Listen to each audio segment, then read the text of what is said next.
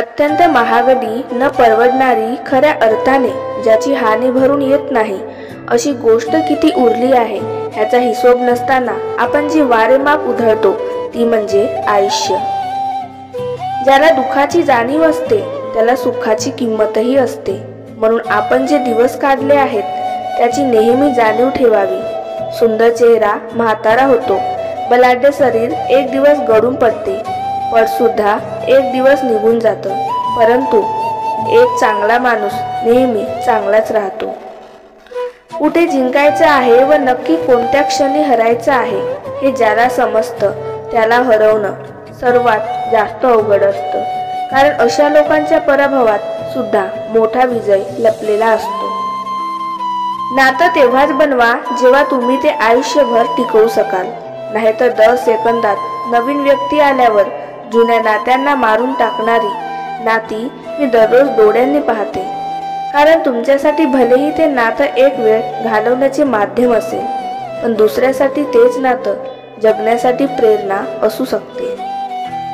समुद्रातील तुफानापेक्षा मनातील वादळे अधिक भयानक असतात, म्हणून मनातल्या गोष्टी जवळच्या व्यक्तींना नक्की सांगा, कारण त्याने मन हलके तर होईलच आणि लढण्याची ताकद पण येईल। खरं तर आपलं मन हे स्वतःला जपता आलं पाहिजे, दरवेळेस कशाला दुसऱ्यावर अवलंबून राहायचं। इज्जत द्या, पण एवढी नका देऊ की आपलीच काही इज्जत राहणार नाही। प्रत्येक माणसात देव असतो, मग तुम्ही मंदिरात का जाता? खूप सुंदर उत्तर। वारा तर उन्हातही वाहतो, पण त्याचा आनंद सावलीत बसल्यावरच मिळतो। तसेच देव सगळीकडे असतो, परंतु त्याचा आनंद मंदिरातच मिळतो।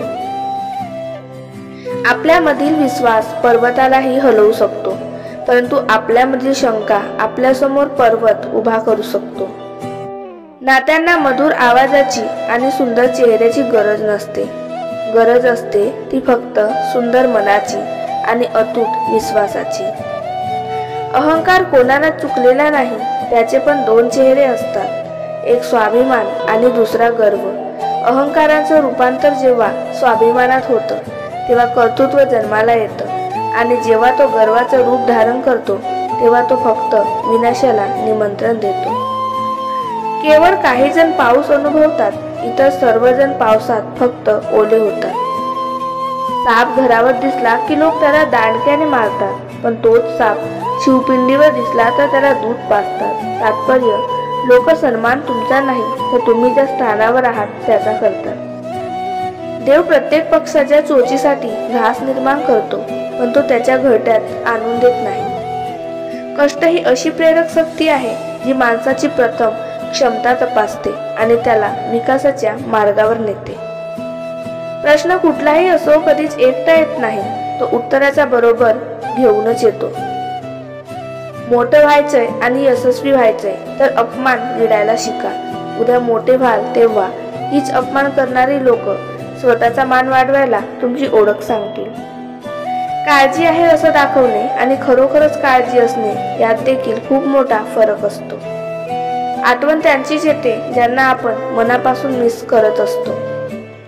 कोणी म्हणतं प्रेम मिळवण्यासाठी नशीब लागतं, कोणी म्हणतं प्रेम मिळवण्यासाठी धमक लागते, पण मला वाटतं प्रेम मिळवण्यासाठी समोरच्या व्यक्तीचंही आपल्यावर प्रेम असावं लागतं।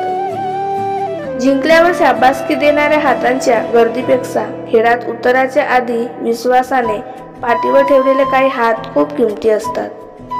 दगडात देव दिसतो, गाईत माता दिसते, कावड्यात तर सगळे पूर्वज दिसतात, पण माणसातच माणूस का दिसत नाही? ज्या दिवशी माणसात माणूस दिसेल त्या दिवशी देवाला सुद्धा प्रसन्न व्हावं लागेल। अडचणीत लोकांना मदत करा, ते तुमची आठवण काढतील पुन्हा अडचणीत आल्यावर। असे जगा की आपली उपस्थिती कुणाला जाणवली नाही तरी चालेल, पण आपली अनुपस्थिती नक्कीच जाणवली पाहिजे। शांत राहणं खोटं बोलण्यापेक्षा चांगलं आहे।